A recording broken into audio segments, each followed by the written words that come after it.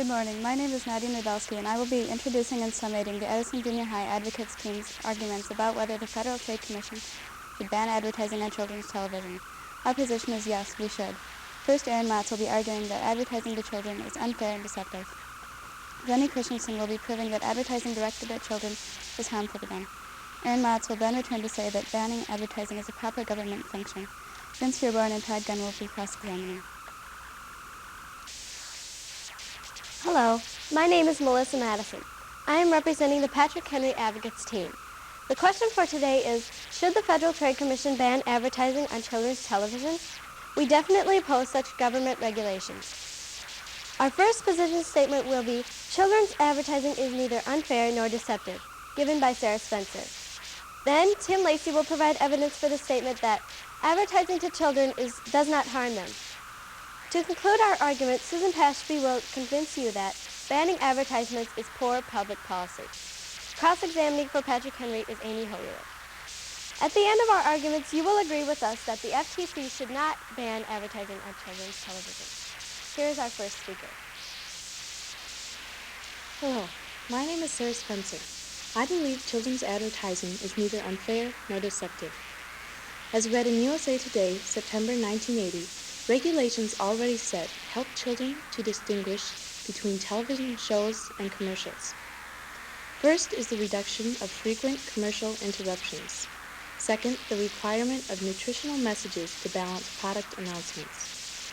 And third, 5-second bumpers, or dead air, that sets a cushion between showtime and commercials. Research does not prove that children are unable to identify a commercial. I believe banning commercials of sugared products is a naive attempt at regulation. Instead of banning, one possible alternative could be clustering, which would provide for the airing of all commercials at an appointed time. This would allow parents to decide if their children should view or not. It wouldn't affect the commercial's content, but rather require parent monitoring. Children do not eat sugar because of advertisements, as apparent from the data on sugar consumption in Russia, Bulgaria, Sweden, and Poland. These countries have no television commercials, yet have a higher average pound per person sugar consumption than the United States, according to Lee Levenger, FCC Commissioner. This leads me to believe children are more influenced by their parents, siblings, and peers than commercials. Naturally, if the parents rarely eat sugar, the child won't either, and vice versa. Pierre Valois, who is the director of Quebec's Office of Consumer Protection, says, "Don't intervene in the family. Parents know what their children need. Tell the parents what you are selling and let them make the choice." Don't you agree with that statement? That a parent buys the product, not the children? Do you often see a mother sitting in a grocery cart, the child pushing it and pulling products off the shelves? Many may inquire, are television commercials deceptive to the vulnerability of the American youth? While some argue that it is, others insist it isn't. As Chairman James C. Miller of the Federal Trade Commission is quoted on Fortune, April 19, 1982, with the viewpoint, "Television advertising shall be viewed as deceptive only when it is deceptive to the median individual." For decades, the median individual had naught but tapioca between the ears. I personally agree with this assumption because of the education of health and nutritional habits prospering continually. Americans are being taught these importances in school, magazines, through informational broadcasts, and even television commercials. Parents should govern their children's viewing habits, because if the Federal Trade Commission bans children's television commercials, they have conquered only one influential advertising medium. What about comic books, magazines, and billboards? In conclusion, I believe advertising on children's television should not be banned, because it is not deceptive nor unfair. It is the parents' job to govern the children.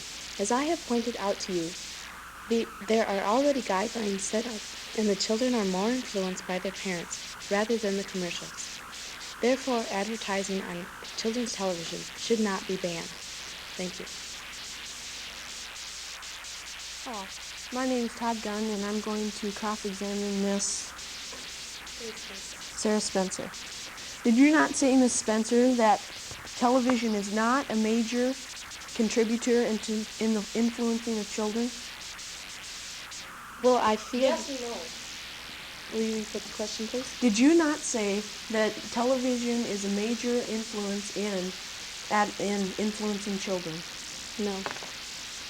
Then why would a reputable source such as a University of Florida say that after 500 years of printed word that children have protected themselves against bias and distortion and propaganda, but a new way of communicating has developed that children have not yet protected themselves against, and that's television? Why is that so? I did not speak on that particular topic. But yes, you did. I didn't say anything Did you about... not say that billboards and newspapers and parents influence children more than television? No, I said they are one influence. Parents do influence children more than... Will you just answer the question, please? I am. Parents... Yes or no? It's not a yes or no question. Yes, it is. Parents influence children. The question was, did you not say that parents influence the television more than, that parents influence children more than the television? Yes, I did. Okay, thank you. And did you not say that the foreign countries such as Bulgaria and Russia eat more sugar than the U.S.? Yes, I did. Well then, those foreign countries do not pertain to the U.S., do they? They are communist, are they not? Yes, but... Well, they do not pertain to the U.S. then, do they? There is a comparison made because they do not have television commercials. And they still eat more... No, they do not. They have television. But not television commercials, which is the topic of my speech. But the topic is in the U.S. Those other countries do not relate to the U.S. directly, so that statement was irrelevant to the subject. Was it not? No, it was not. Yes, it was. And you also said that children can tell the difference between television, between the show and the commercial. I did not say that. I said that that research shows there is not proof that children are unable to identify a commercial. Well, grade school and preschool children construct interpretations that vary considerably in how accurately and comprehension variations for behavioral effects have been studied. That is a test. You should have researched that. And is it not true that you commented on the excessive amount of sugar in the younger diet is more in the U.S.? No, I did not comment on any such thing. But you said that the sugar is equal in the other countries. No, I said that the sugar consumption in Russia, Bulgaria, Poland, and Sweden is higher than in the United States. But isn't sugar foods that are on the commercials that already have been proven to influence children going to replace the nutritious food that they should be eating? There are also nutritional commercials that influence the Yes, but children there are more sugared commercials. Are there not?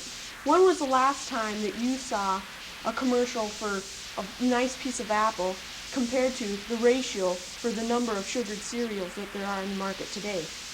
I've seen many nutritional commercials on TV lately, such as orange juice.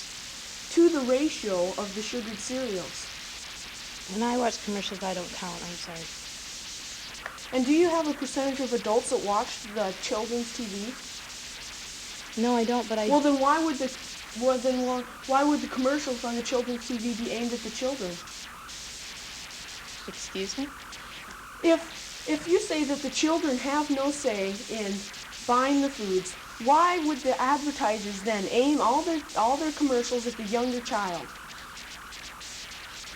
What you say is true. Well, I think they... How do you know that adults do not watch children's TV and maybe sit down on Saturday morning and... Because of the Jean Benedict Raffa study, November 1983 study on television. Will you please answer the question? Well, I think that the children... Just, it is a yes or no. Do you have a percentage of adults that watch children's TV? No, I do not. Well, then why would the advertisers aim commercials at children? Because they probably think that maybe the children could influence the parents, but as Tim Lacey will be speaking on further, it is the parents' final decision as to whether to buy the product for the child or not. But the children do influence their parents. Thank you very much. Hello, my name is Matz. I'm here to support the statement that advertising is unfair to children because they aren't as able to tell the difference between a commercial and a program. Consequently, they pay a lot more attention to the ads because they are less aware that they are intended to persuade them. Now there is evidence that children change their views on a product as a result of seeing a commercial. Researchers at both Northwestern University and the University of Wisconsin at Madison asked 24 fourth graders and 32 eighth graders about what kinds of snack foods they preferred. Later, the kids were shown a made-up advertisement for a candy called Choco Nuts. After viewing the ad, kids were tested on their attitudes towards Choco Nuts and were then offered a pick of 7 snacks, including Choco Nuts, as a prize for helping the researchers with their project. The kids responded to the commercial. In the tests that were given after the commercial, both age groups said that Choco Nuts would probably taste good. But the fourth graders actually chose Choco Nuts more than the eighth graders, even though the preferences showed that they liked some of the other 6 prizes more. In short, younger children behaved in a way opposite to their attitudes, where older kids were able to overcome the effect of the ad and pick a prize that was more consistent with their attitude test. If their attitudes towards Choco Nuts after viewing the commercial were similar, how can they pick their prizes on a different line? The researchers feel that older kids are more capable of stepping back and evaluating alternatives, thus making choices that are more consistent with their beliefs. Younger children have poor comparative skills, especially when the choices are many or similar. Since they have such poor comparative skills, the government should regulate or stop children's advertising. Thank you. Hello, my name is Amy Hohwieler, and I will be cross-examining for Patrick Henry. You said about the 8th graders and the 4th graders, the tests about their which they would prefer with their snack food. Where did you get that information? From the Journal of Marketing Research, Volume 20, Number 4. Okay. You said that the 4th graders would choose the sugared cereal, and you said that they were too young to make the decision for themselves. It wasn't a cereal, it was a candy type of snack food. Okay. Well, then wouldn't they need the parents' guidance? Shouldn't the parents be the ones to choose the foods for the children if they are too young to make their own decisions? Not necessarily, because kids are deciding on what kinds of foods they're going to buy, what they want to their parents. But the parents make the income. They are the people in the family who buy the food. Well, what we're trying to decide here is that how the advertisements influence the children. But are the parents the ones that buy the food? Are they not? Yes. Well, they buy the food, except the kids are going to be the ones that are going to be controlling the factor of what foods to buy a lot of the times. The children are not. The children suggest to the parents a food that they would like to buy. And if it's all right with the parents, and the parents will say, fine, we will get you that. Well, as Todd, the cross-examiner, pointed out, why would the advertisements be directed to the children if it wasn't a factor in what they decided to buy? They are directed to children so that they could tell the children about their product, so that they could suggest it to their parents. But if the parents don't think that it is good for them, then it is the parents' choice whether to buy it or not. Was there a question in that statement? What was the question? Don't you agree that the parents buy the food, right? They buy it themselves. And the children suggest to the parents. Yeah, the children, right? The children can control though what they want to get. They control it. How do they control? Do they manipulate the parents? Yeah, they on purpose. They. Is there any proof of this? No, I don't have any proof, but it's common. It's just human characteristics. The kid is gonna, the children, they influence their parents by telling them what they want after seeing these advertisements. They tell them what they want, but the parents make the final decision if they think it's okay for the child. Yes. Okay. You said about the government intervening. Do you know the First Amendment to the Constitution? Yes. Could you please state that? Freedom of speech, press, and and religion. Is that and correct? also the right of assembly. But this freedom of speech, the advertisers have the freedom to talk to the children, to tell them about the product. But why should the government intervene? Well, take, for instance, the banning of broadcast of cigarette companies on television or radio, commercials for them.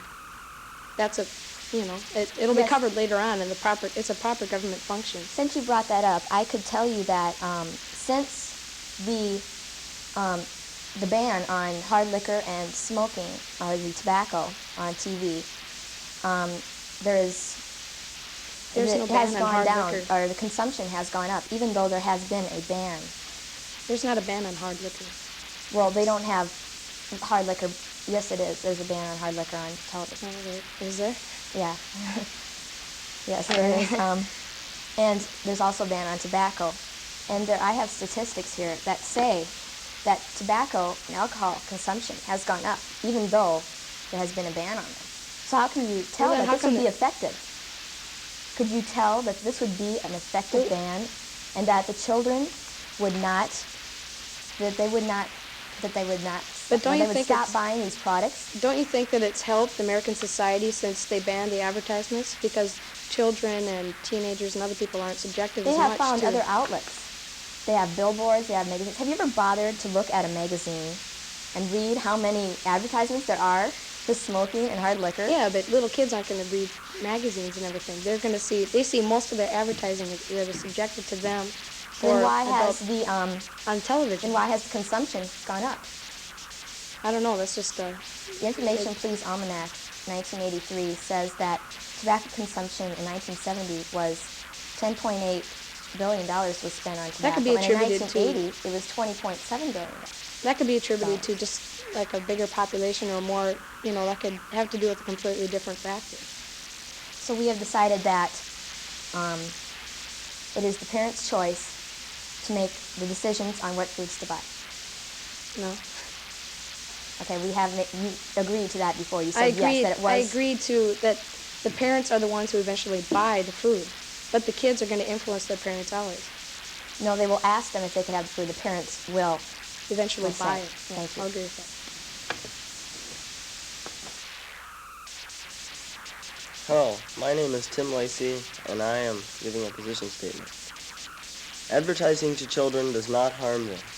In fact, as Lee Levenger, a former FCC commissioner, puts it, advertising is also essential to the content of television programs, which are funded by advertisements. If a child is influenced by an advertisement, he or she may request the advertised product.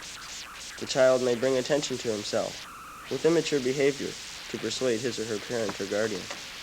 To a weak or embarrassed parent, there may be some leniency toward the child, but the model parent would analyze the product and make the decision of whether or not the product is suitable to buy.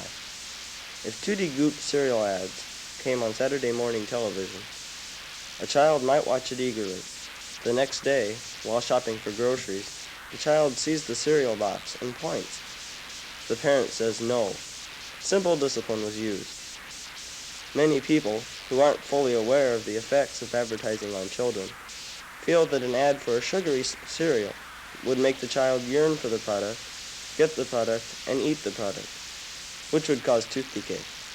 This is not how it works. A child, after watching an ad for a toy or food product, might request the product, but the parents say no. If the product is sugary, and the parents eat a lot of sugar anyway, they might approve. What I am trying to say is that the parents determine which products are bought, and, for example, if parents choose to buy sugared cereal, it is their responsibility to see to the condition of their children's teeth. Also, according to the National Science Foundation, tooth decay should be related to sugar and parents' choice of food products, not television. Television displays the products, but parents actually buy them. With statistics provided in the 1983 Information Please Almanac, I was able to conclude that, before television, in 1935, sugar consumption was at 97.5 pounds per person per year in the United States. It has been steadily decreasing to 85.5 pounds per person per year in 1981.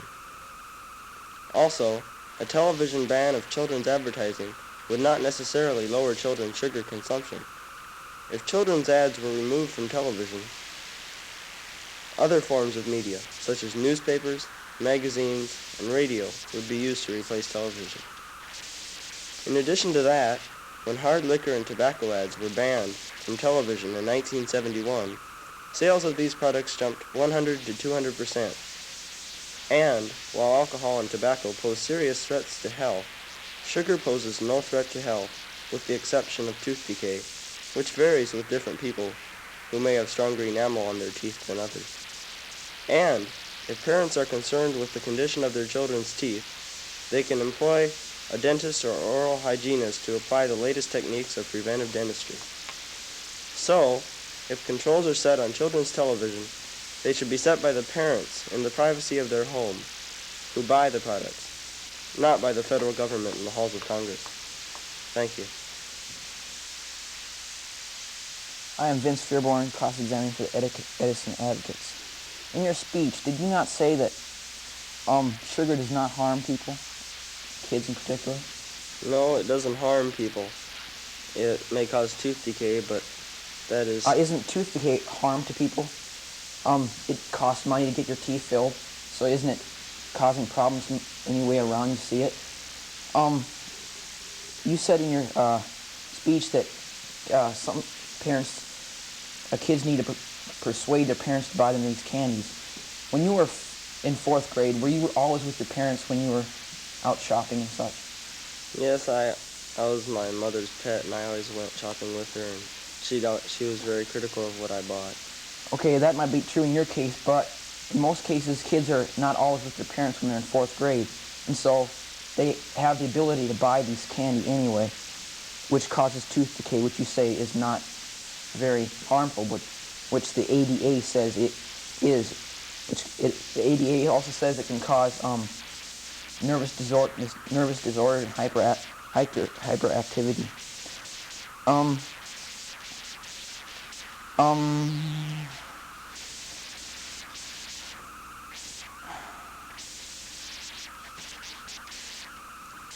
Is sugar, in your view, is sugared candy and stuff going to replace nutritious food on these children's advertising? No, because it's the parents who buy the products, and if the parents change their attitude, it may happen. So you're saying nutritious food won't be advertised in replace of candy food, so that doesn't do any good anyway. Nutritional foods will still be advertised. How much advertised are they now anyway? Oh, on a sample Saturday morning, you may see 3 or 4 milk commercials, a orange juice from Florida commercial. And in ratio to all the sweets and candies and a sugared breakfast cereals, I think that, don't you agree that sugared cereals and such are much more advertised on let's say, Saturday morning cartoons than the nutritious foods? Well, there are more ads for sugared cereals, but they fund the Saturday morning shows, basically. And it's still up to the parents which cereals are bought. But children are not always with their parents, and so they will continue to buy these anyway. Well, if parents give their children money and say, go into the store, buy what you want, then that's still their choice. The parents are not going to know. What if the parents don't know that these children are going out with their own money to buy candy? I mean, they can't do much about it. The kids will still have tooth decay. Mm-hmm, but if it's a good parent, they will go with their child or know what they bought.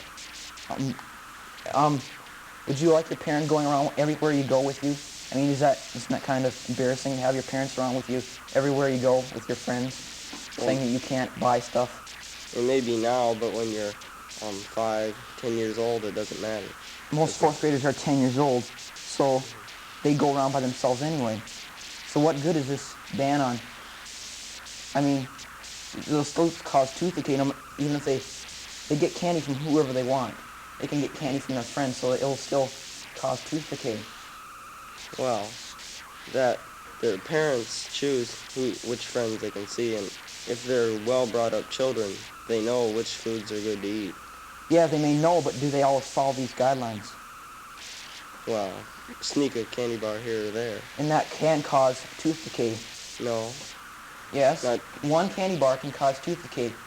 It's proven fact that 88 even says it, that one candy bar can cause tooth decay.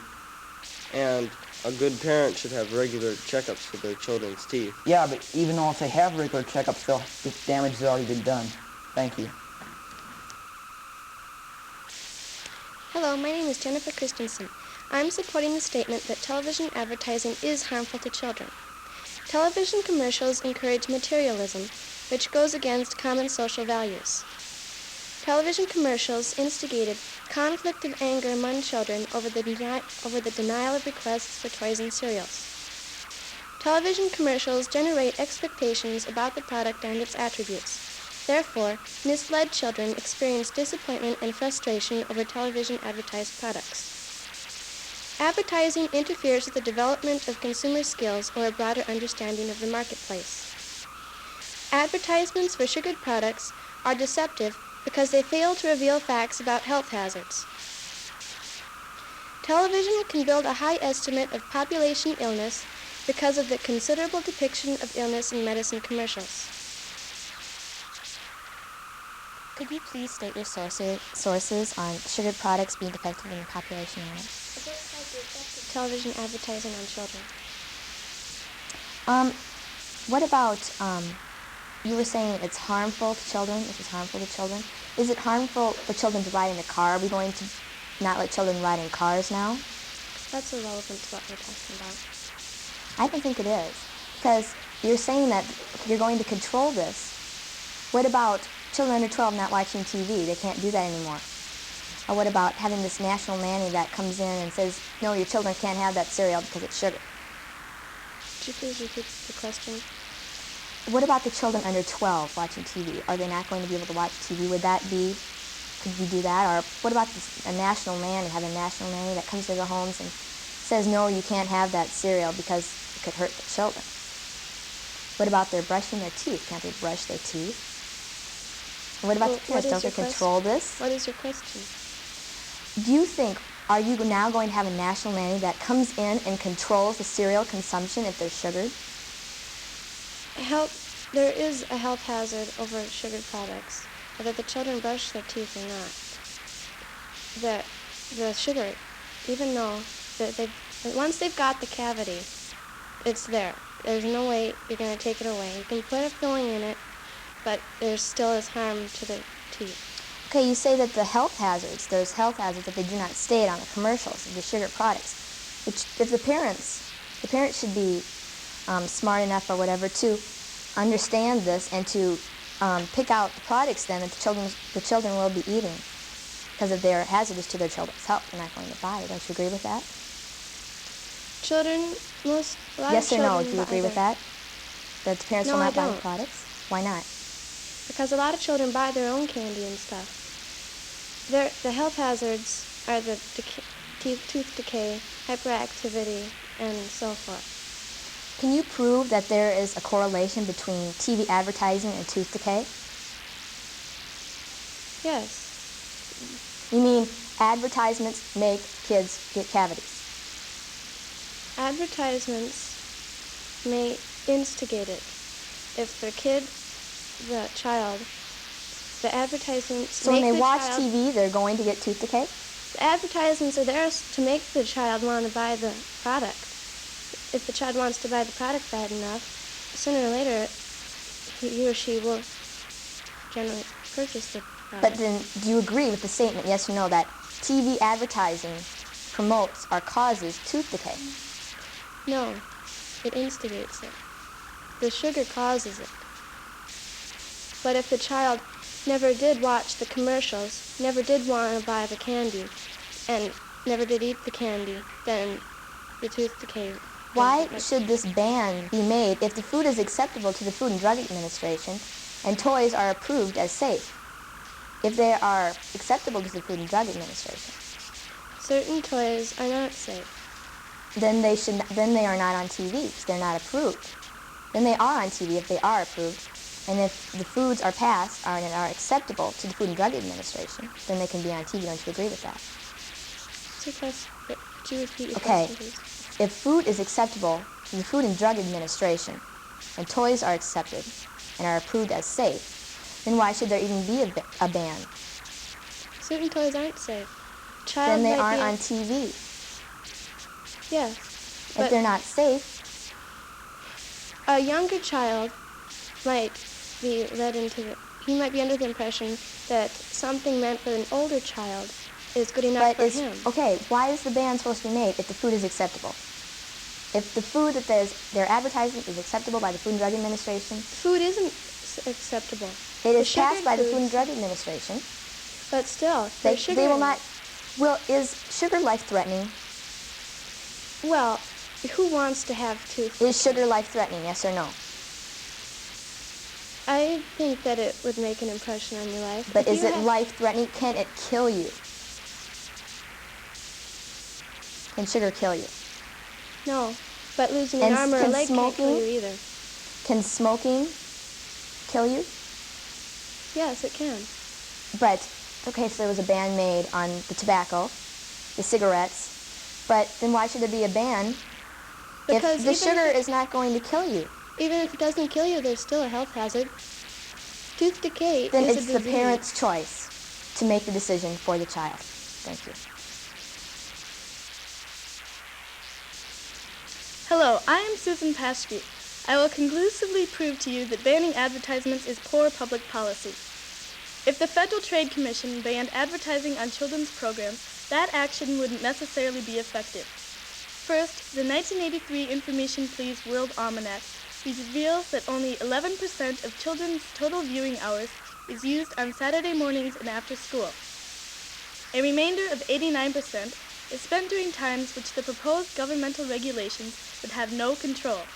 Secondly, sugar consumption, according to Lee Lovinger, a former Federal Communications Commissioner, in countries including Russia, Bulgaria, Poland, and Sweden, are higher in average pound-per-person intakes than in the U.S. Isn't this ironic when those countries have no existing television commercials? And third, tobacco and alcohol sales have drastically accelerated in the U.S. after television advertising of such products was prohibited by law.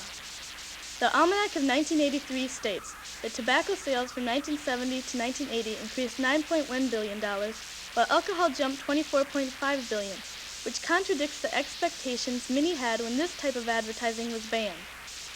Children receive part of their education from television, and advertising is the prime source by which these programs are paid for.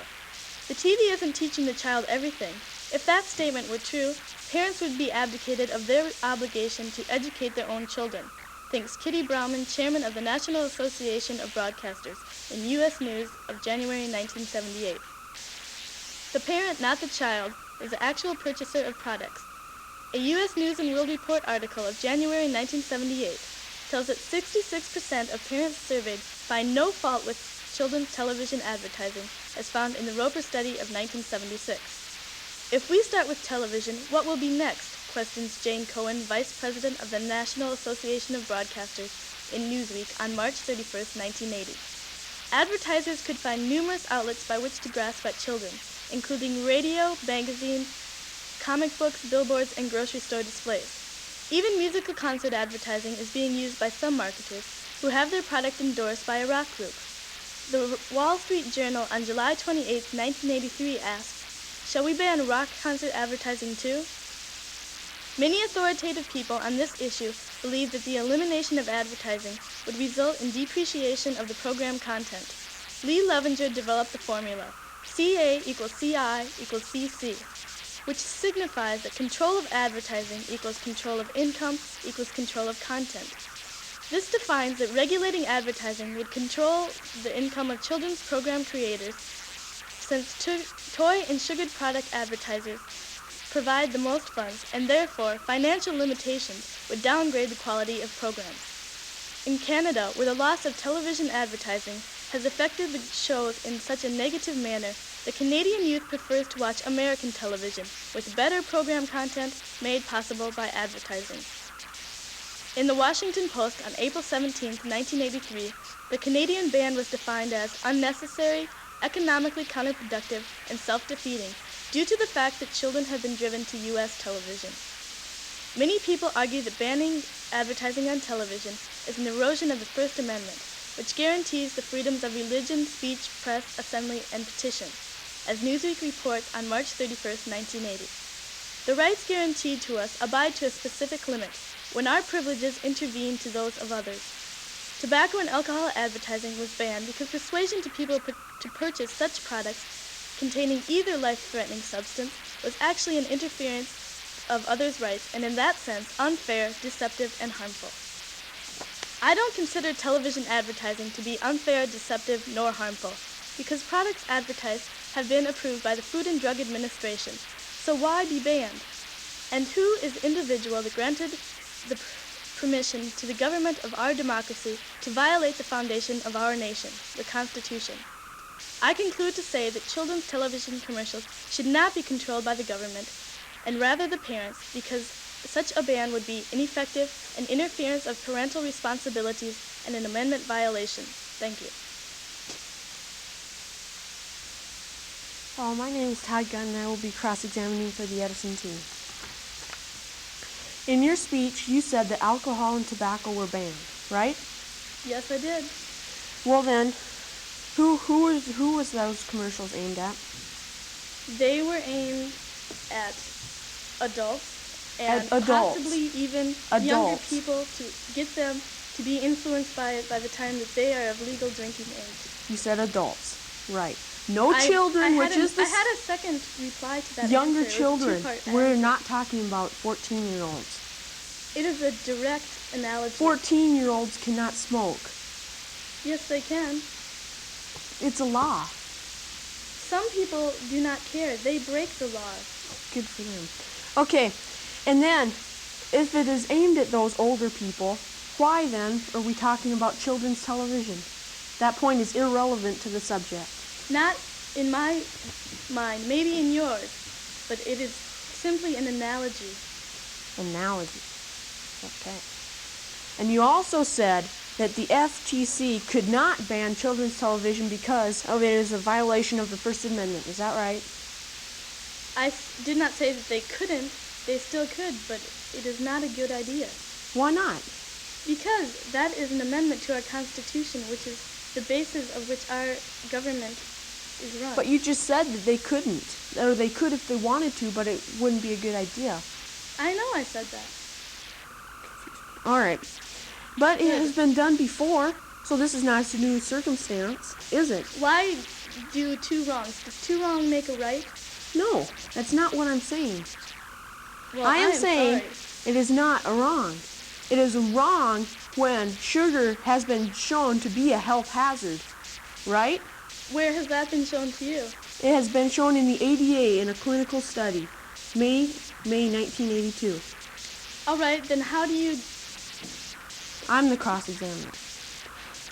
I can say things that Now, I like to. if it is in the First Amendment and we have banned cigarettes and alcohol before, why can't we do it now when it has been shown to be hazardous to a child's health? What is the difference? Tell me that. Tobacco and alcohol can create life-threatening situations. So can sugar.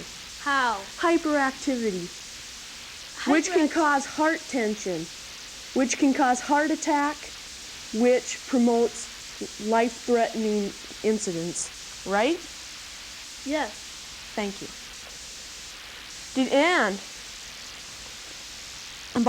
And of the content of the commercials, Jean V. Raffa, Albert Bandura, Dorothy Ross, and Sheila A. Ross, four noted authorities at the University of Central Florida, Orlando, have all agreed that violence in repeated commercials dull the human senses. Violence in the advertisement reduces the mind's sensitivity to violence, right? If you see something, if you see something over and over again, you would soon learn to accept it, wouldn't you? No. Okay, and you also say that parents make the decisions, right? Yes, I do. How many model parents are there? How many parents do you see with halos and little wings fly around? There are not that many good parents. That's fictional. There are not that many good parents. Where do you see that statement? There are more people under the poverty line now And when all those people have under the poverty line, they're usually there because they have lots of children, right? No, you can't say that somebody Yes, I cannot make can. good decisions. They Yes, can't be I a good can. parent if they're poor. I Wealth didn't say does that. not determine a I good didn't parent. say that. What I said is that parents usually are not that strict on their children, right? That Don't put words into my mouth. That children can manipulate their parents, true? They may ask their parents for certain products, but they Will you cannot please manipulate answer the them. question? No, they cannot manipulate Yes, they them. can. They Not can in my opinion. because they can influence, because of the television commercials that are there, they can influence the parents to sway their decision, right? Where is that proven? It is not proven. Then how And can you say that? it is by, I can say that because parents cannot turn down their children after repeated times. Right? No. Thank you. Parents are And authorities of their children. don't interrupt me. The children are increasingly susceptible to television displays as shown by the psychological of intelligence. There, the children's less well-developed ability to override the superficial appearance of visual displays may make them more vulnerable to the perceptually saliently features of different media. Thank you. Hello, my name is Matz, and I'm here to support the statement that banning certain advertising is a proper government function. History has told us now that when commercials and programming aren't regulated by the government, the results are for the worse. Earlier this year, when the FCC decided to deregulate children's television, the three major networks changed their children's programming for the worse. The networks, feeling free of the threat of the FCC, dropped their good children's series such as ABC's Kids Are People Too, CBS's 30 Minutes, and the many quality specials that NBC had carried for so long, for cartoons with superheroes and programs promoting toys, candy, and video games. NBC came up with Mr. T cartoon. CBS gave us cartoon versions of popular video games such as Frogger and Donkey Kong, which led to cereals carrying the same video game names. In an earlier period in American history, when people were subjected to advertisements that promoted miracle cures by home remedies and patent medicines and drugs that were sold widely, oftentimes the so-called cures made the patients worse. In 1906, the federal government passed the Pure Food and Drugs Act, which banned that kind of false advertising and required manufacturers of food and drugs to carefully label the contents of the products that they sold. This law represents the government acting on behalf of its citizens, and Americans benefited greatly from it. As another example, in 1969, the FCC began pressing for a ban on the use of broadcast advertising by cigarette companies. On March 10, 1970, a bill was passed by the Senate prohibiting such cigarette advertising. The law came into effect in January of 1972. This was seen as a proper action of the federal government. Similarly, it is necessary now for the government to pass laws that would regulate the advertising directed towards children. Such an act would make children better consumers and would ultimately make them healthier and happier when they grow up. Thank you. When you were talking about TV programs that they now have, like the cartoons of Mr. T and so forth, did you say that those were top TV programs? No, but that is basically a lot of the children's viewing, because on Saturday mornings, they always see the children in front of the TV watching cartoons. I have the top 10 TV shows in 1981, according to the World Almanac, Children's? 1983. Yes, according to the children. Dukes of Hazzard, Happy Days, Laverne and Shirley, Greatest American Hero, Chips, Mork and Mindy, Walt Disney, Incredible Hulk, Here's Boomer, and Smurfs. Smurfs were the only cartoon on this. These television shows are a perfect example of what we want to point out. They, instead of, like watching like the Dukes of Hazzard, in between the commercials for the children that are aimed at them are really the same thing I'm talking about. But see, I have here that 85% of the time, according to the World Almanac 1983 that children watch 85 to 90% on prime time, and the other percent is just at Saturday mornings. So really, they're watching prime time more. So are we going to ban all advertising, even on prime time? No, but now we're dealing with programming. The programming on primetime television is not necessarily, and a lot of the times it isn't suitable for children. And the advertisements that they might see in between during the breaks are dealt and pointed at more adult-type topics. You said that the cigarette advertising, that they banned that. Yeah. Is smoking life-threatening? Yeah, it is. Causes Okay, lung cancer, etc. but is this, like sugar intake, life-threatening? No, but it can cause tooth decay, which leads to false teeth, which leads to not as good a life. Well, with children, when they have cavities, they fill the cavities. Are you telling me that sugar is good for you, and you support the use of sugar in cereals and junk? No, I'm not saying that. I am saying that cigarette advertising is life-threatening, while sugar is not life-threatening. And with younger children, when they get cavities, they fill the cavities, and then they lose their teeth anyway. And they don't even get their permanent teeth yet. And it's up to the parents to teach them their good eating habits when they are young, so that when they do get older, that they will eat the right things. And also, schools educate the children on how to eat. Don't you agree with that? Haven't you had some information in school on how to eat and right foods? Yeah, but if these advertisements were banned or regulated, the children wouldn't see these examples. You see, the advertisements fail to show that sugar is a hazardous thing. But the parents know that, and so the parents should regulate. But if they see these commercials, then if we got rid of the commercials, they wouldn't have really much source of information but their parents about this, so they wouldn't be tempted by these advertisements to go out and buy sugar and eat sugar. But they are not tempted by this. They are told about the product, and then they tell the parents about it, and the parents make the final decision. Don't you agree with that? You see, since they're less able to distinguish between the program and the commercial, they're going to put more trust into these commercials because they don't know that they're trying to persuade them, and they're going to listen to them because they figure it's on TV and all it has to be right. Okay, but the children only watch 11% of their TV viewing time on Saturday mornings. Well, I'm not So do you think this banning of the advertising would really work? Because they're still going to see advertisements when they watch the other times on prime time and during other parts of the day, the week.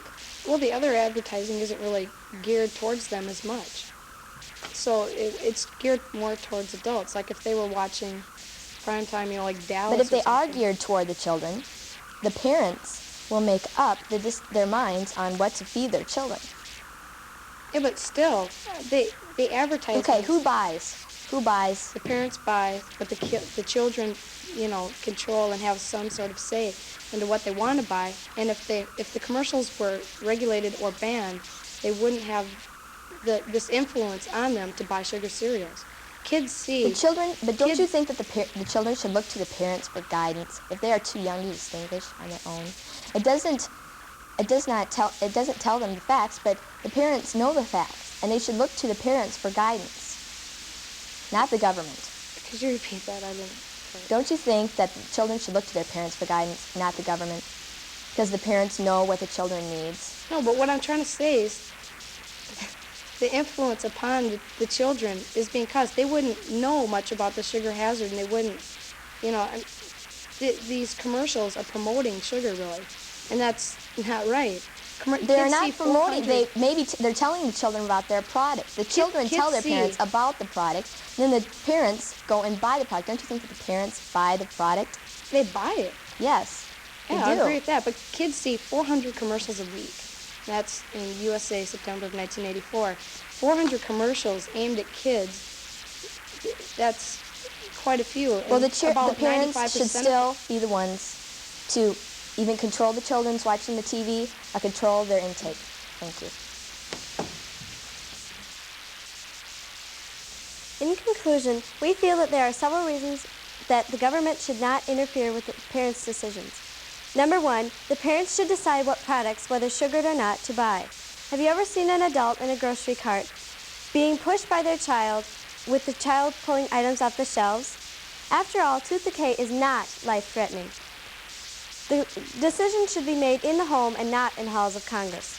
Number two, we feel that the banning of advertisements would be ineffective. As Susan Pashby said, because when the cigarette and alcohol advertisements were banned, the amount of use of these products did not decrease as anticipated.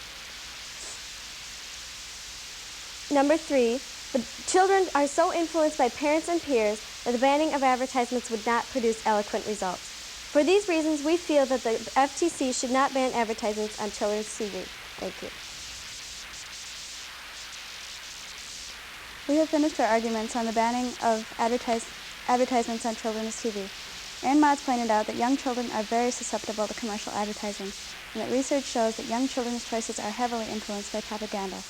He also said that the banning of certain advertising is a proper function and the responsibility of our government to the people.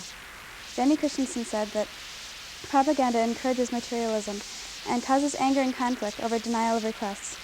She also pointed out that misled children often experience frustration and disappointment, and that advertising brings about confusion of the development of consumer skills.